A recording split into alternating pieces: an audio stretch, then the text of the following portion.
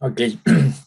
El taller del día de hoy tiene este nombre: cómo enfrentar a la COVID-19 en la comunidad. Y como decía, es un taller, una sesión que estamos conduciendo de manera conjunta entre la Casa de los Pueblos y la Escuela de Salud Comunitaria Alina Sánchez. Em, para abordar este tema, vamos a tocar estos 5 puntos. Primero vamos a platicar un poquito acerca de qué es COVID, aunque voy a hacer una entrada antes de responder directamente a la pregunta. En segundo término veremos cómo se previene. El tercer punto sería cómo se debe monitorizar y detectar un caso grave y cuál es el tratamiento alópata que habría que seguir, que nos va a dar Manny. El cuarto es qué son las vacunas contra COVID y cómo funcionan, que tocará Sara.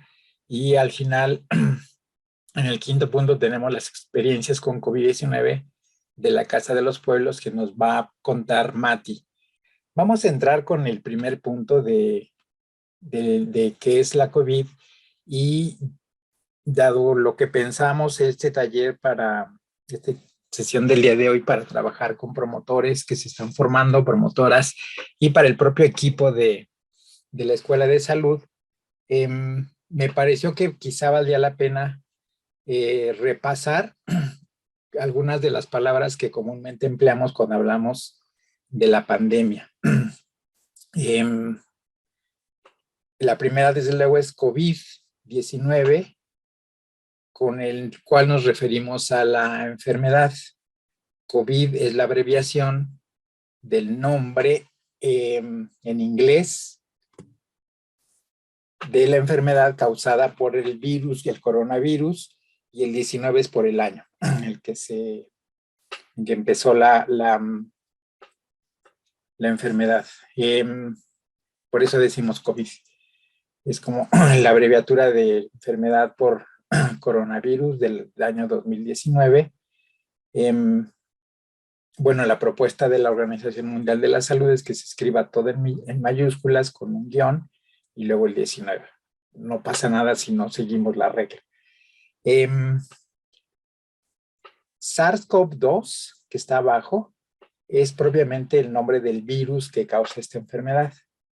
Es el nombre con que se identificó el virus. Una vez que lo identifican, le ponen un nombre y deciden ponerle así SARS-CoV-2. También son abreviaturas en inglés de lo que significa una enfermedad aguda respiratoria, un síndrome agudo respiratorio, el coronavirus, en una variante que le ponen ese número. Entonces, hablamos de SARS-CoV-2 para referirnos al virus, hablamos de COVID-19 para referirnos a la enfermedad.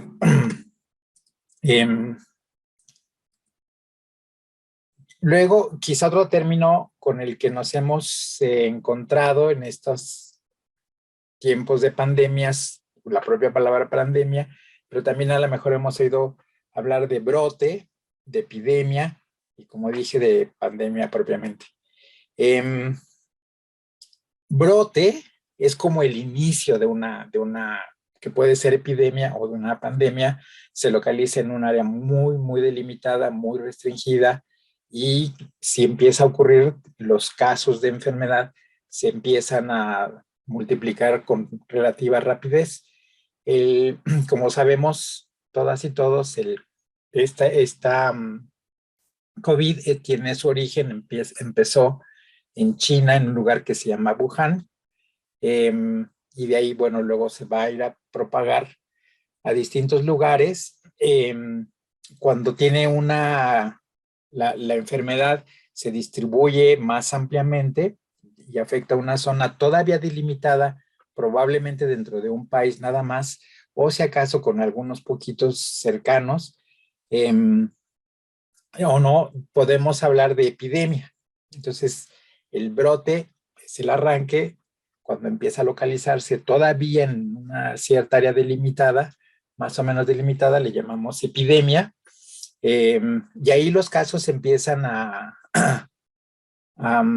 parecer pocos por la distribución que tiene, pero recordemos, se está multiplicando con relativa más o menos rapidez, depende del tipo de enfermedad. Y decimos pandemia cuando ya esto alcanza proporciones muy grandes, que afecta a continentes, que afecta al mundo, cuando tiene esta extensión que abarca, insisto, distintos países de distintos continentes, entonces decimos que estamos ante una pandemia. No es la primera, ha habido muchas pandemias a lo largo de la historia del mundo. Recientemente tuvimos el del virus H1N1, si se acuerdan. No es la única pandemia. Con relativa frecuencia se nos dan estas enfermedades. A lo mejor en otro momento, por el tiempo, no tenemos ahorita posibilidad, pero en otro momento valdría la pena platicar qué tienen que ver estas pandemias más o menos recientes con el sistema social que tenemos en el mundo, la manera en que está el sistema capitalista, el neoliberalismo que le llamamos, tiene mucho, mucho que ver con estas últimas pandemias que se están produciendo. La mala noticia es que, dado este sistema, no sería raro que tuviéramos más otras pandemias en el mundo. Lo que tenemos aquí abajo es una representación de cómo se comporta una pandemia.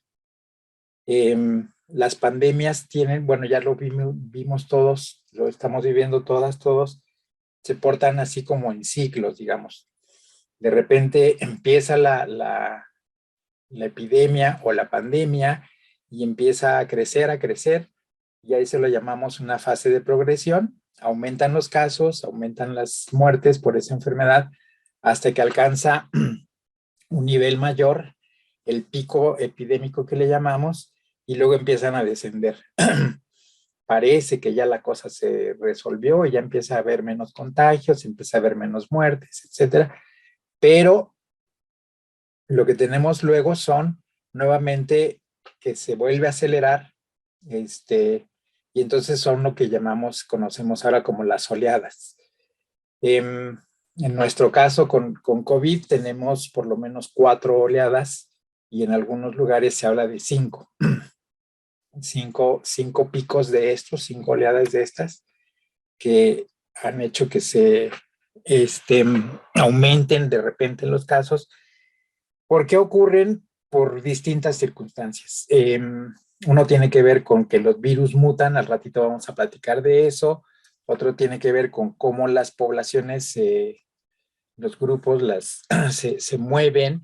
Nosotros hemos sido testigos de cómo noviembre, diciembre, son épocas en donde nos movemos mucho, se concentra mucha gente, y en enero, febrero vemos las consecuencias de eso porque tenemos lo que llamamos los repuntes. Las pandemias se comportan así en oleadas, por muchas razones, como acabo de decir, entre otras estas que estoy mencionando, que tienen que ver con el propio virus, pero también tienen que ver con las poblaciones y la posibilidad de estar vacunados o no. Como vimos, estar vacunados ahora ha hecho que se modifique mucho cómo se portó la pandemia. Esta es una gráfica, perdónenme la grosería de la gráfica, pero no se me ocurrió cómo hacerle de otro modo. Me pareció importante traerla para que ustedes vean. Aquí dice Our World in Data, o como se diga. Este es un sitio donde uno puede entrar a internet y todos los días, todo el tiempo se está monitoreando cómo se comporta la epidemia en el mundo entero. Te da, por ejemplo, de los casos que se están presentando cada día, en total, el número de casos totales, o esta que es una estimación de, dice aquí, casos por millón de personas. Eso quiere decir que se hace una división entre el número de casos que ocurren, que se están presentando, lo dividimos entre el número entre 1 millón de personas y tenemos una estimación que nos permite comparar con otros países.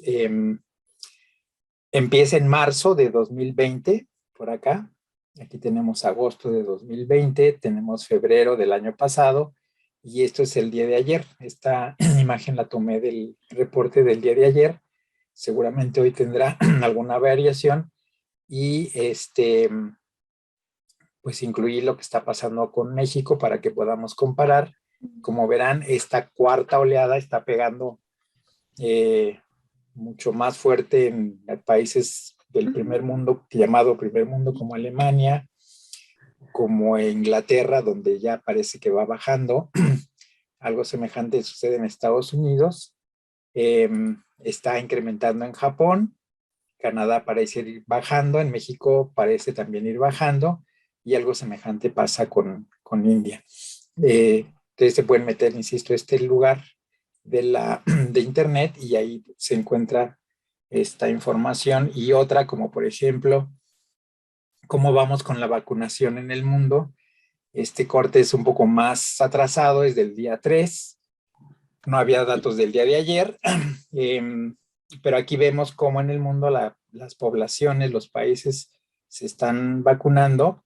En el verde más fuerte está el porcentaje de las personas que tienen, digamos, el esquema completo. Las 2 dosis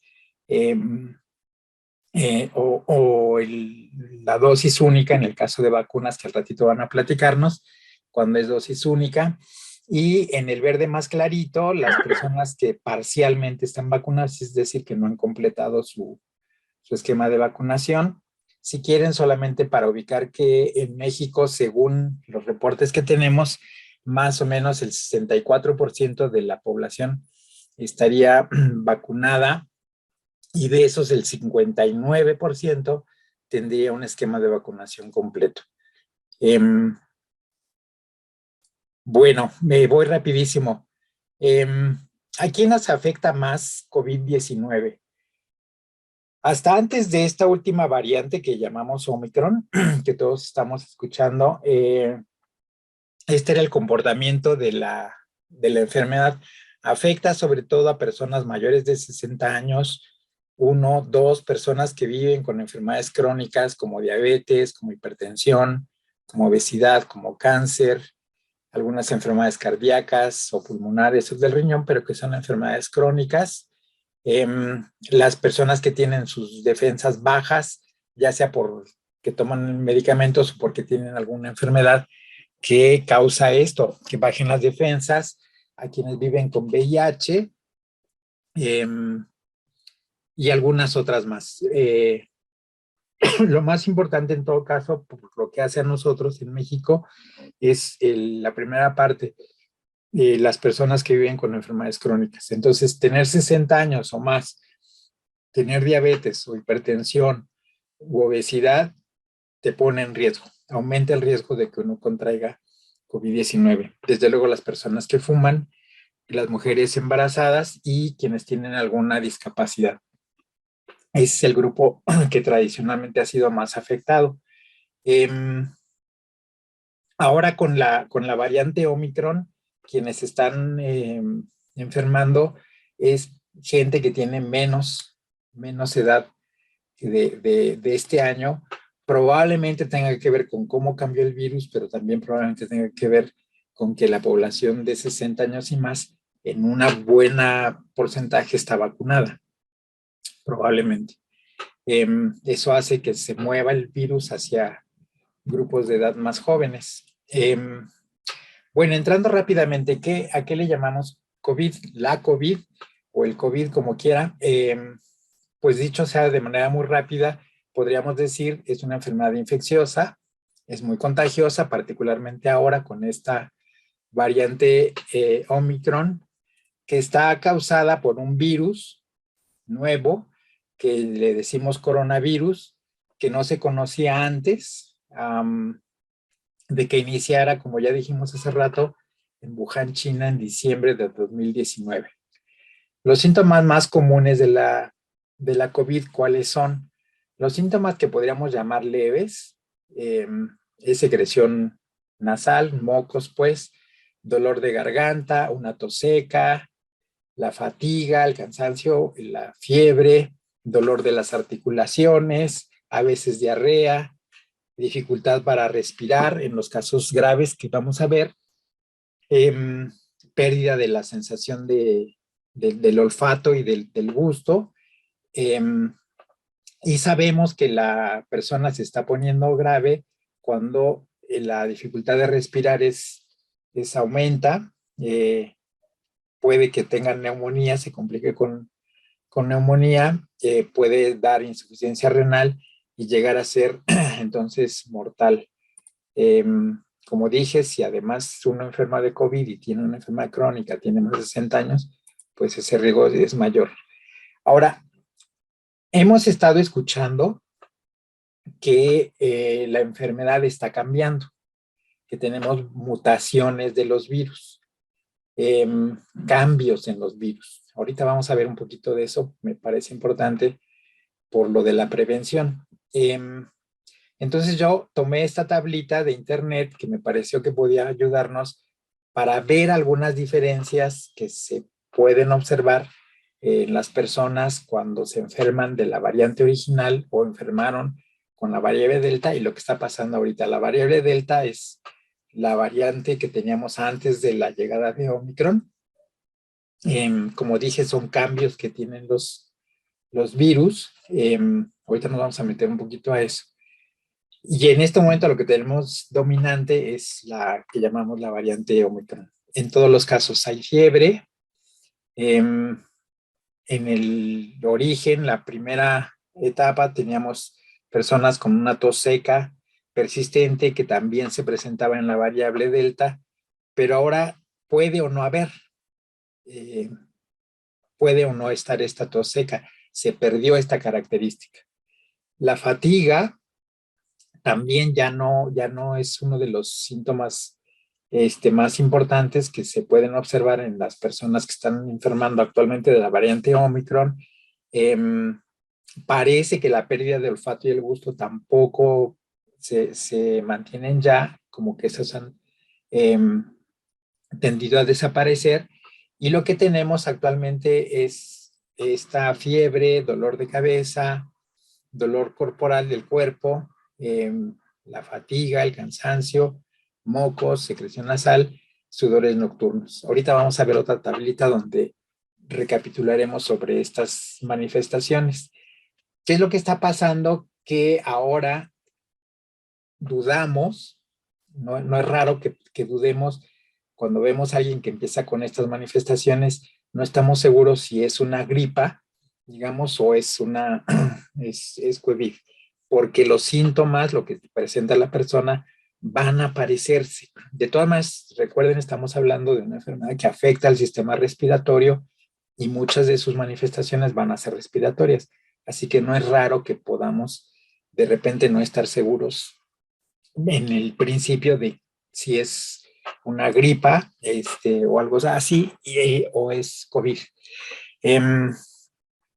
Pero hay que tener en cuenta que estamos en medio de la pandemia y por principio, cuando alguien empieza a tener estas manifestaciones, dado que estamos en esta situación, lo primero que pensamos es que probablemente sea COVID, porque es lo que está sucediendo de manera más común. Es decir, nos portamos pensando que esa persona puede tener COVID. A lo mejor nos equivocamos, si es una gripe, mejor equivocarse así que al revés, pensando que no es, y qué tal que sí es. Por eso traje esta tablita también, la encontré también en internet, y hay otras, ahorita les muestro otra, tratando de, lo que están tratando es como de mostrarnos cuáles pueden ser las diferencias entre una COVID por Omicron, una gripa y un resfriado que terminan siendo más o menos semejantes. Comparten algunos manifestaciones, insisto, y por eso parece complicado en un principio poderlas distinguir. En todo caso, un resfriado común que le llamamos va a tener síntomas más leves y generalmente no vamos a tener fiebre. Lo que podemos tener ahí los mocos, el dolor de la garganta, algo de dolor muscular, pero en general no vamos a tener fiebre. Eso sería un resfriado y todos conocemos los resfriados que se nos quitan en un plazo de 2, 3 días, algo así. La gripe, digamos que es un poco más fuerte, puede haber fiebre aquí sí, pero en general a los 3 días más o menos estos síntomas van a empezar a desaparecer. Omicron se parece porque también ahora la garganta duele, está irritada, puede haber tos seca, pero como dije hace rato, puede no haberla, a diferencia de lo que sucedía antes, los mocos, y también podemos encontrar diarrea, problemas gastrointestinales en esta variante. Entonces, para recapitular un poquito, estamos pensando, si somos promotoras de salud y vemos a alguien que empieza con síntomas respiratorios, como estos que tenemos aquí, tenemos que pensar que puede ser COVID. Y nuestra primera pensamiento tiene que ir hacia ver qué hacemos dado que está presentando COVID. Ahorita vamos a ver algo de eso, de qué hacemos en un caso así. Pero también podemos pensar que, pues esa es la primera cosa que vamos a pensar, pero también podemos pensar que podría ser un resfriado o una gripa. No nos vamos a confiar. Aquí lo importante es no confiarse y más bien portarse en el sentido de que probablemente tengamos a alguien que tiene COVID. Mientras sabemos o no si sí o no, tenemos que pensar de entrada que es probable que tenga COVID. En eso quiero insistir mucho. Este es otro cuadrito que también encontré en internet, que trata de enseñarnos también la diferencia entre qué pasa cuando alguien tiene COVID, cuando tiene un resfriado común y cuando tiene gripa. Va a quedar en la grabación. Yo les puedo compartir la presentación, por esto que decía Mati, de que pudiéramos hacer algún tipo de material para trabajar luego con las personas, y a lo mejor ayuda a diseñar, ver cómo podemos diseñar algo así que nos pueda dar información de qué hacer. Ahora, hay dos datos que podemos medir. Lo que acabamos de ver son datos que vemos, como clínicos, les decimos, lo que vemos en las personas. Pero también hay dos que podemos medir, que ayuda para esto de saber por dónde va, qué puede estar presentando la persona. Uno es desde luego la temperatura, y para eso tomé esta imagen también, que me pareció muy didáctica, de cuando hablamos de una temperatura normal en un adulto. Aquí estamos hablando de adultos. Entre 36 y 37.5 grados decimos que la persona tiene una temperatura normal. Por debajo de 35, esa persona tiene hipotermia. Ahorita no vamos a ver nada de eso porque no es el caso. Cuando la persona tiene por encima de 37.5 grados centígrados de temperatura y hasta 39.5 decimos que tiene fiebre. Si sobrepasa los 39.5, decimos que tiene fiebre alta hasta los 41 grados. Y por arriba de los 41 ya tiene una hipertermia, ya es una situación grave y necesitamos urgentemente que sea atendida por algún médico. Si se puede llevar al hospital, pues está bueno, pero hay que tener claro que ahí ya estamos ante una situación delicada. El otro dato que podemos medir es la que llamamos la saturación de oxígeno. Ay, me quedó chiquito aquí.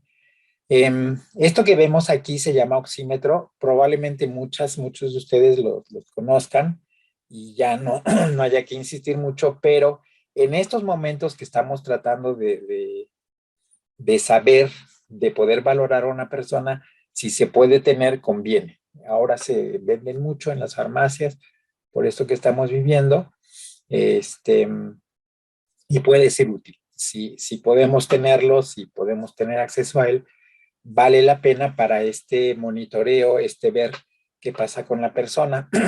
Se llama oxímetro el aparatito, porque lo que mide es eso, lo que llamamos la saturación de oxígeno, es decir, cuánto oxígeno está teniendo en la sangre la persona. Como ustedes saben, el oxígeno es vital, necesitamos oxígeno y necesitamos que esa oxigenación de nuestro cuerpo esté en un cierto nivel para que pueda llegar a todo el cuerpo, para que pueda llegar a todas nuestras células, necesitamos que tenga un cierto nivel.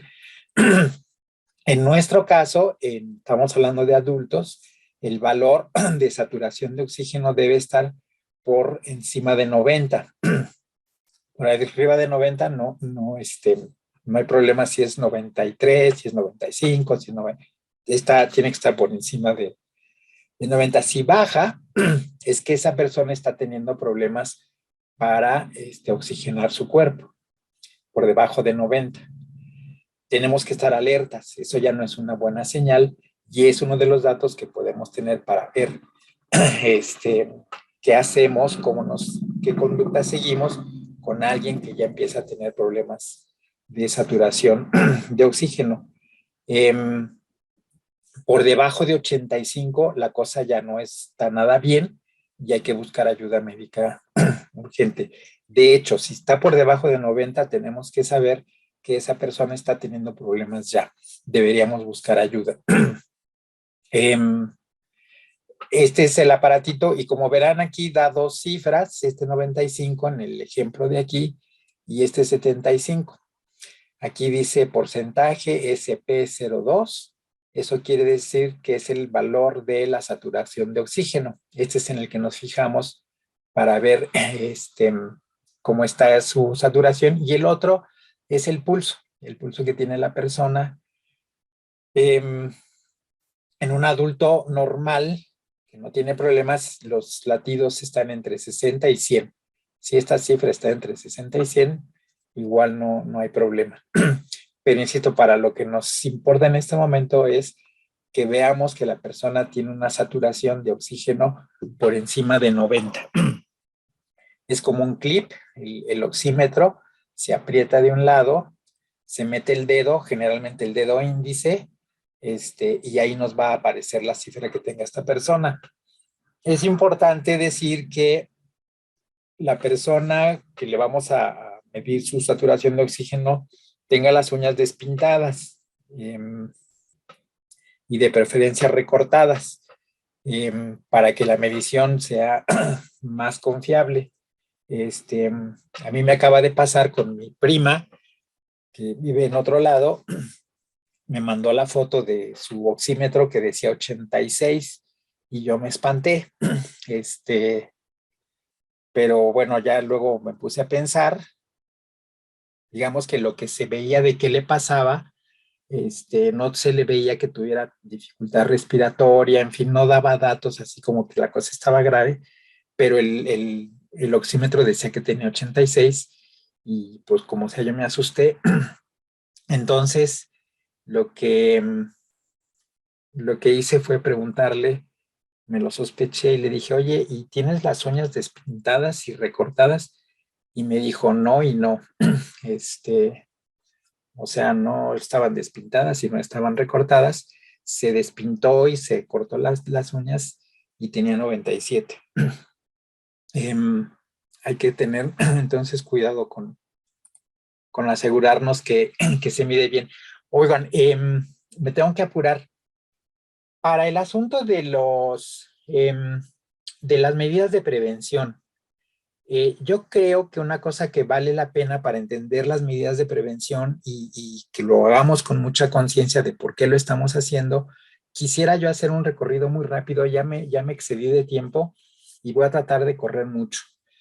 Quizá lo primero, pensando en esto de cómo vamos a ir hacia las medidas de prevención, es recordemos qué son los virus. Los virus son unas partículas, no son seres vivos en el sentido estricto, son partículas que guardan, digamos, dentro de ellos información genética, es decir, lo de la herencia, como el ADN o el ARN.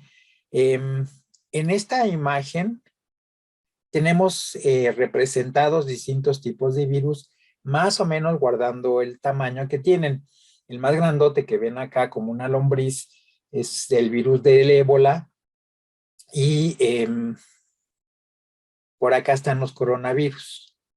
Podemos ver comparativamente entre distintos, acá está el virus de la rabia, acá está el virus del papiloma, el del dengue, el de la hepatitis C, hay unos muy chiquitos como los parvovirus, el de la hepatitis A, y acá estaría más o menos en proporción los coronavirus.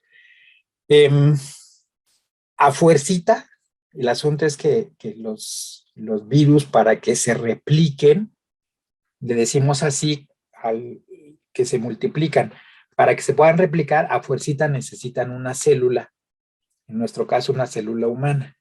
Si no, no se puede. Son como muy parásitos, digamos, y necesitan a fuerza infectar una célula para poderse, no decimos reproducir, sino replicar. Porque como no están vivos, hay distintos tipos de coronavirus. Perdónenme la imagen en inglés, pero no encontré una en español. Bueno, sí encontré una, pero estaba medio fea. Lo que tenemos que saber es que de esos que llamamos coronavirus hay distintos tipos, distintas ramas. Algunos causan enfermedades en animales generalmente domésticos como los gatos, como los perros, pero también en animales silvestres. Y hay otros que nos afectan a los seres humanos. Y tenemos distintos tipos de coronavirus. Aquí están representados tres, el que ya dijimos, el SARS-CoV-2 que nos causa la COVID, pero hay otro tipo de SARS que nada más es CoV, que sería como el CoV-1, que también causa una enfermedad respiratoria aguda, y uno que llamamos MERS, que también son abreviaturas en inglés, de un síndrome respiratorio del Medio Oeste. Nada que ver con nosotros.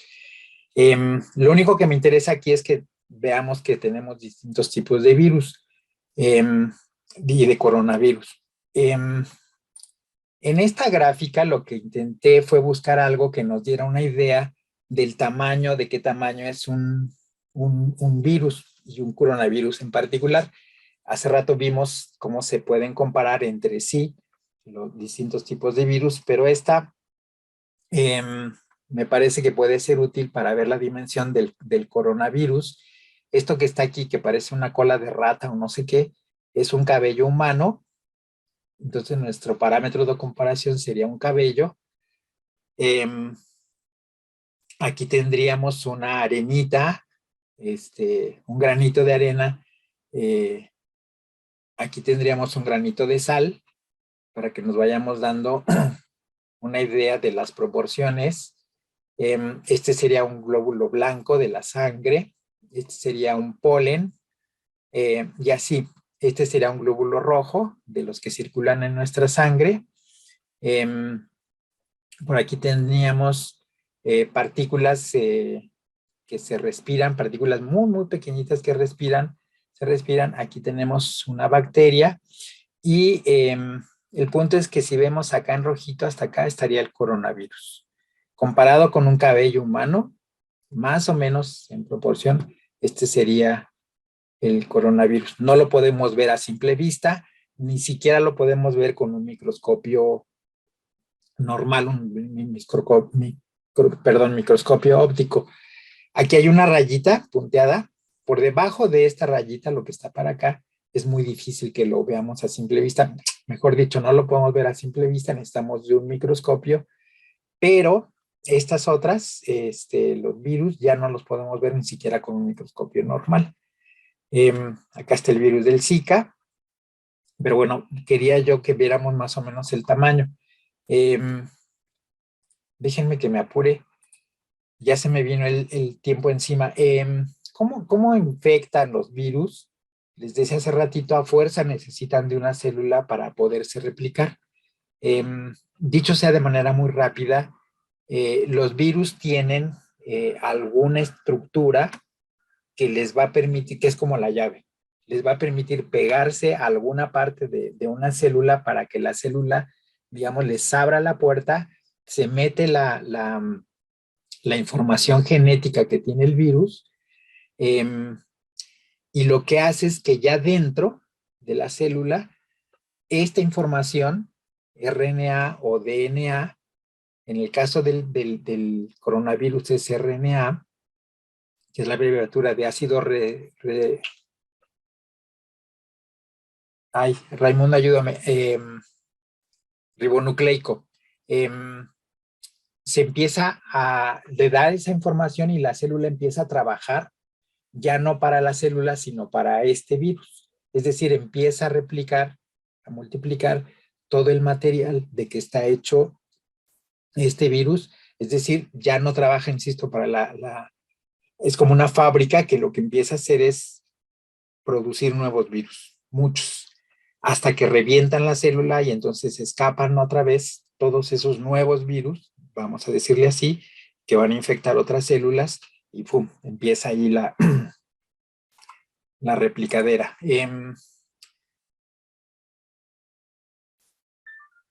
Déjenme que les pase rapidísimo. Esta es una animación de cómo es un virus. Si le quitara la tapa al coronavirus, esto sería la información genética que les acabo de decir que va a inyectar el, el virus. Rapidísimo, rapidísimo. Y aquí vemos las distintas partes de que está hecho el, este virus, la información genética que va a inyectar. Eh, lo demás son proteínas que llamamos, que le van a proteger, son como la envoltura que va a proteger ese material genético y lo que va a funcionar, como les decía hace ratito, como la llave, lo que se va a pegar a la célula para poderla infectar, para poder entrar a la célula. Eh, entonces sabemos de qué está hecho el virus y cuáles son las partes más importantes que tiene. Aquí tenemos la estructura del pico este. Por fuera el virus es así.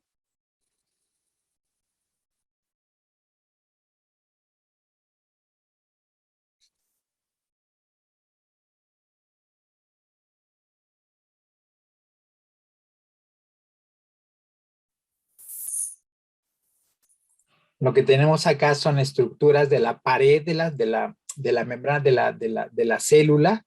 Y como vamos a ver en un momento, hay partes de las células que están hechas para recibir sustancias, para que puedan entrar. Es como la aduana, válgame la expresión, que va a ayudar a que ciertas sustancias puedan entrar a la célula y otras no. Y el virus lo que hace es ingeniárselas para aprovechar una de estas llaves y poderse colar.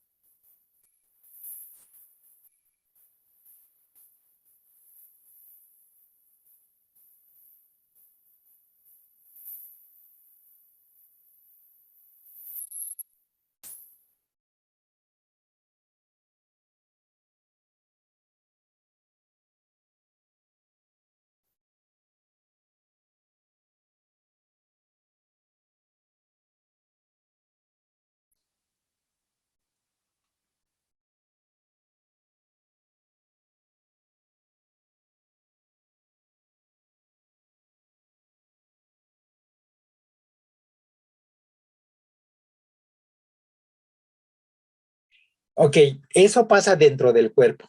Respiramos, por la razón que sea, ahorita vamos a ver un poco de eso, esos virus entran a tu cuerpo y eso es lo que van a hacer dentro de tu cuerpo. Van a ir invadiendo células para que esas células repliquen el virus, la célula muere, la revientan, salen todos esos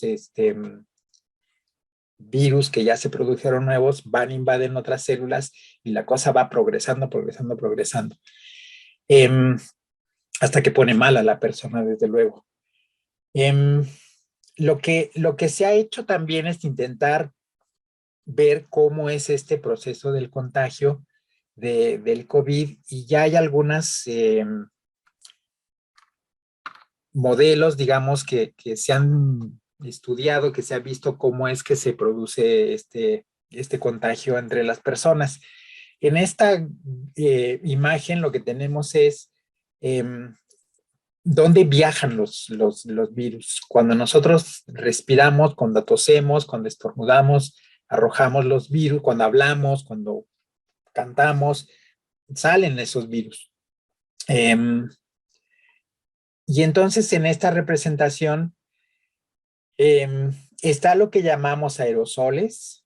Nosotros expelimos estos aerosoles, que son partículas muy, muy pequeñitas. Aquí dice inferior a 100 micras. No las podemos ver en esta imagen, están simuladas, digamos, pero no las podemos ver. Hay otras que son más grandes, que llamamos gotículas, eh, que son como puntitos de saliva. En todos estos están los virus. Eso que vimos de cómo el virus viaja como en una especie de burbuja, son los aerosoles y son las gotículas. Eh, y tenemos la distancia más o menos a la que pueden llegar. Los aerosoles más o menos viajan alrededor de medio metro. Cuando hablamos, insisto, cuando respiramos, si hablamos fuerte, más todavía, si cantamos, si gritamos, más todavía, eh, y pueden alcanzar. Y las que viajan más lejos son las gotículas, eh, que pueden alcanzar aquí están los 70 centímetros, pero llegan mucho más. El metro, metro y medio pueden perfectamente llegar. Eh,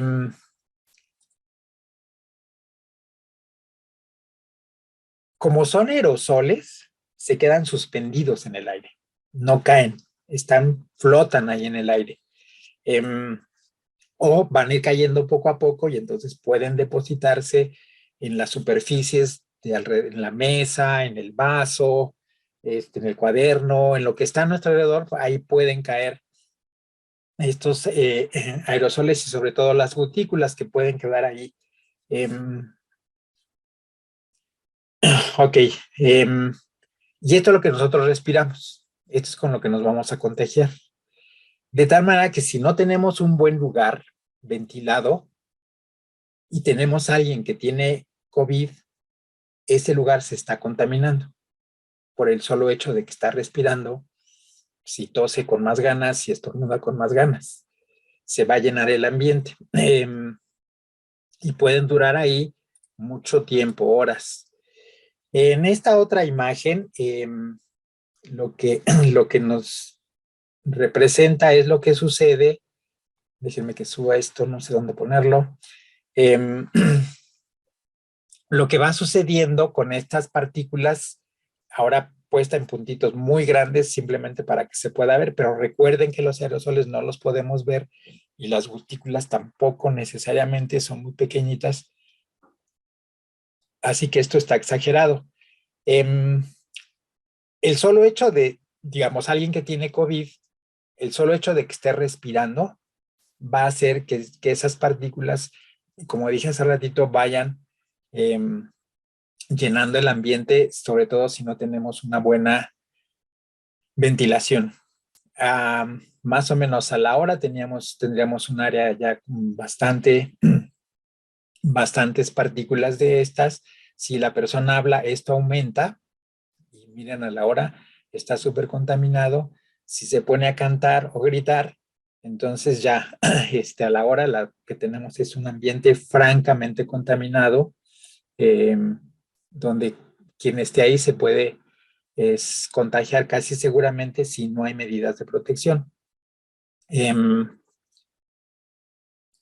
En esto hay una animación de cómo un ambiente de alrededor de la persona se llena en el plazo de 1 hora.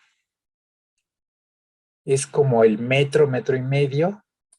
¿Por qué es importante lo del metro, metro y medio? Por esto, una persona que esté infectada en el plazo de 1 hora más o menos va a inundar ese espacio de su entorno más inmediato. Si esta persona levanta sus brazos para acá y para acá, sería más o menos el espacio que va a contaminar de manera muy rápida. Luego hay esta simulación de qué sucede en una habitación como de 20 metros cuadrados, digamos que una sala de una casa, 5 por 4 más o menos. ¿Qué pasa en ese lugar si tenemos a alguien que se contagió de COVID, tiene COVID y no hay ninguna medida de protección? Y hubiera 6 personas. Está la persona que está enferma, más las demás. Y otras 5 que pueden ser sus amigos, sus familiares, en una reunión en la casa. Si esto fuera a las 12 del día, a las 4 horas, el lugar está francamente contaminado. Por eso que acabamos de ver. En el plazo de 4 horas, esas 5 personas que le estaban acompañando ya estarían contagiadas. Porque no hay ninguna medida de protección, porque el lugar no está bien ventilado. Los aerosoles que vimos hace ratito han producido suficiente cantidad para infectar a todos. Si usaran cubrebocas, estas personas, en ese plazo se reduciría realmente, pero poco, si solo usaran cubrebocas. ¿Por qué? Porque el lugar está cerrado. ¿Va a ayudar? Pues sí, va a ayudar, pero solamente salvaríamos, digamos, a una de, de las 5 personas que están acompañando a la persona enferma.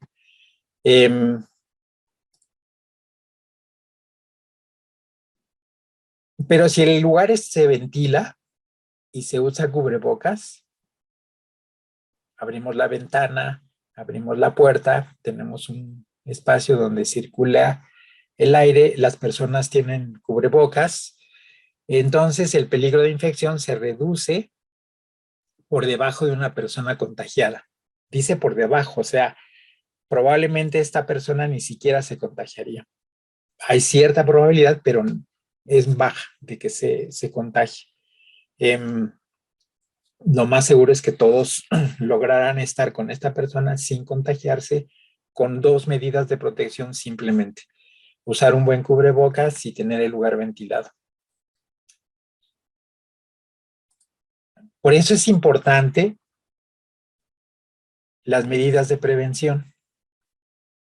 El cubrebocas lo que va a hacer es impedir que yo arroje estas partículas que acabamos de ver al ambiente. Es más eso que el hecho de que yo crea que el cubrebocas me va a impedir que yo respire esas partículas. Es al revés. Es que yo uso el cubrebocas para que yo no tenga una barrera que impida que estas partículas yo las eche al medio ambiente. Pero es muy importante. Hay recomendaciones de los cubrebocas, particularmente ahora con esta variante Omicron. Lo que dicen es que no basta con los cubrebocas que casi todos usamos de tela o los quirúrgicos, porque esta modalidad del virus está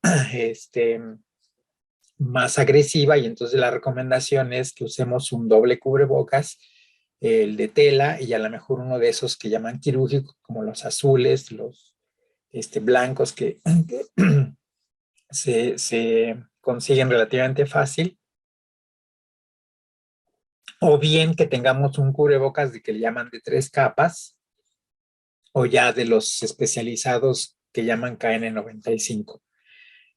Esa es la recomendación en este momento, dado el comportamiento que está teniendo el Omicron.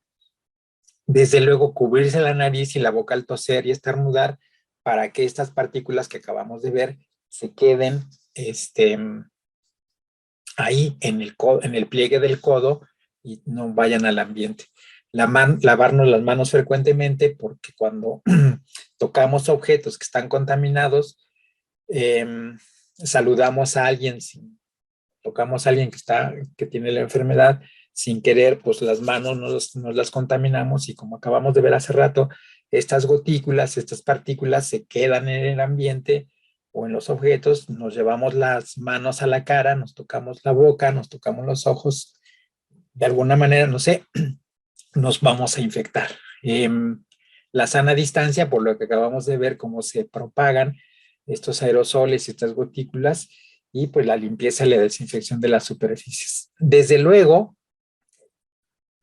una cosa que se ha vuelto súper importante es la vacunación.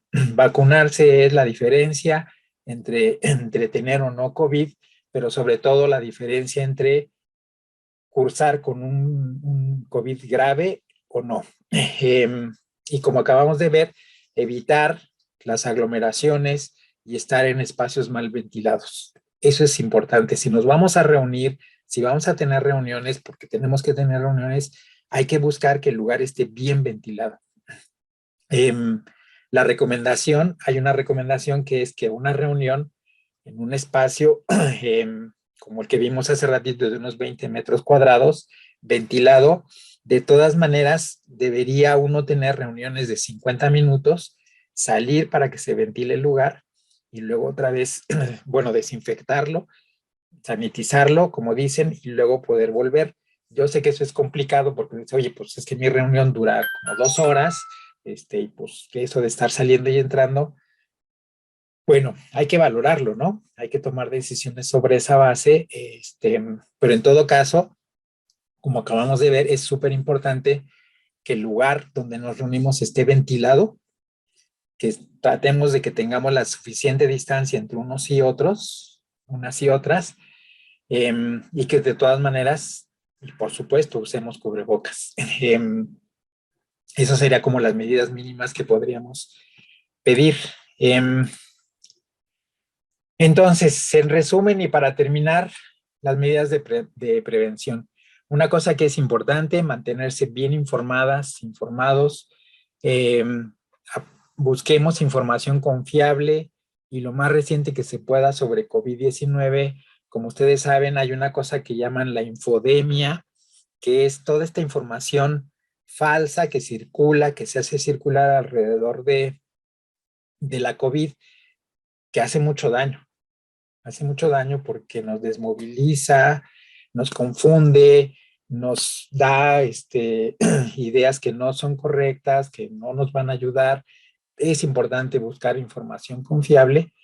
Eh, Lavarse las manos frecuentemente, por lo que acabamos de decir, con agua y jabón por un tiempo mínimo de 40 a 60 segundos. Ya no repasamos la manera de lavarnos las manos, pero seguramente se han visto que hay que ser cuidadosos en asegurarse de que nos lavamos todas las manos, eh, por todos lados. Eh, Medidas de higiene que llaman respiratoria, como ya dijimos, toser o estornudar, que le llaman el estornudo de cortesía, le dicen, creo, que es toser o estornudar en el pliegue interno del codo. Eh, si usamos pañuelo, que sea desechable, y luego tirarlo en un lugar seguro, en una bolsa, donde podamos disponer de los cubrebocas, pañuelos desechables, lo que sea, y darles un tratamiento aparte. Debería ser parte de lo que hagamos. Mantener el distanciamiento físico, como ya vimos, por lo menos 1.5 metros entre uno y las demás personas.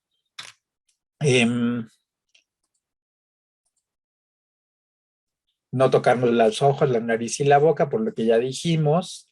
Limpiar las superficies frecuentemente.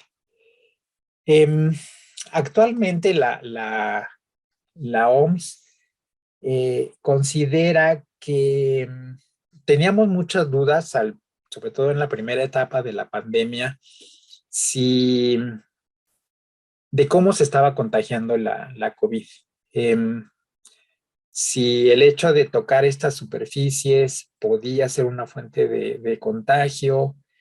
Em, lo que se plantea actualmente, la, sobre todo con Omicron, es que en realidad este tipo de contagio de que yo toque una superficie contaminada y luego me toque la cara o algo así, es muy raro. De hecho, la OMS dice es que eso seguramente no es lo más importante. Si es que está ocurriendo, no está pasando. El contagio está ocurriendo de persona a persona por vía aérea. Esto que vimos hace ratito. Esa es la fuente más importante de contaminación, de contagio, más que lo de las superficies. Así que eso de poner un tapete que le llaman sanitizante, esos tapetes que venden, por lo menos acá en la ciudad se vendieron un montón, donde echa uno agua con cloro o algo así, no parece que sean de utilidad. Este, no es lo mejor. Lo más importante, insisto, es la prevención respiratoria. ¿Qué hacemos si alguien tiene síntomas de COVID? Tenemos que recomendarle hasta donde sea posible que se quede en su casa, aunque los síntomas sean leves, por lo que ya dijimos hace rato. Eh, Va a ayudar a que la persona se proteja, pero sobre todo, si tiene COVID, va a ayudar a que no se contagien otras personas. Por eso sería importante que hasta donde sea posible la persona se quede en su casa. La recomendación actual es que se quede en su casa alrededor de 7 días, idealmente 14, pero eso tiende a bajar entre 5 o 7 días. La recomendación de que la persona quede aislada. Yo sé que eso es difícil, sabemos que eso es difícil. Hay gente que de plano no puede, tiene que salir a trabajar, o no come. Está complicadísimo ahí. ¿Cómo le hacemos? Uf, pues es difícil, ¿no? Hay que valorar, e insisto, hasta donde es posible, la gente tendría que quedarse en su casa lo más separada de los demás que se pueda en lo que pasa el periodo. De no hacerlo así, pues entonces debería salir con todas estas medidas extremas, ¿no? Del cubrebocas, el doble cubrebocas, la distancia, asegurarse de que no va a estar sin bien puesto el cubrebocas, de que no se lo va a estar quitando, no se lo va a estar moviendo. Luego vemos cómo traemos el cubrebocas tapando nada más la boca, no la nariz, o de plano lo traemos como diadema o en el cuello. Eso no ayuda, eso no debería ser. Si la persona tiene fiebre, tos, dificultad para respirar, pensar en buscar ayuda con esto que acabamos de decir, si podemos tener el oxímetro y vemos cuánto está saturando de oxígeno, si tenemos el termómetro y vemos cuánta temperatura tiene fiebre, está saturando por debajo de 90, pues ya podemos decir necesitamos ayuda médica. De otro modo, si no es así, puede estar en su casa con las medidas que ya conocemos, de mantenerse, tiene que hidratarse muy bien, tomar sus tés, tomar muchos líquidos en todo caso.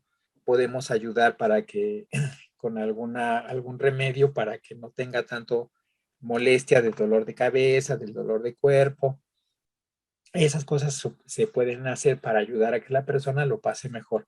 En teoría, insisto, si ya vimos hace rato, si fuera una gripa, pues en 3 o 4 días vamos a ver que la persona empieza a recuperarse, a mejorar notablemente. Si pasan más de 3 días, ya uno tiene que pensar que a lo mejor vamos a tener que buscar ayuda. Hay que pensarlo seriamente. Y pues eso,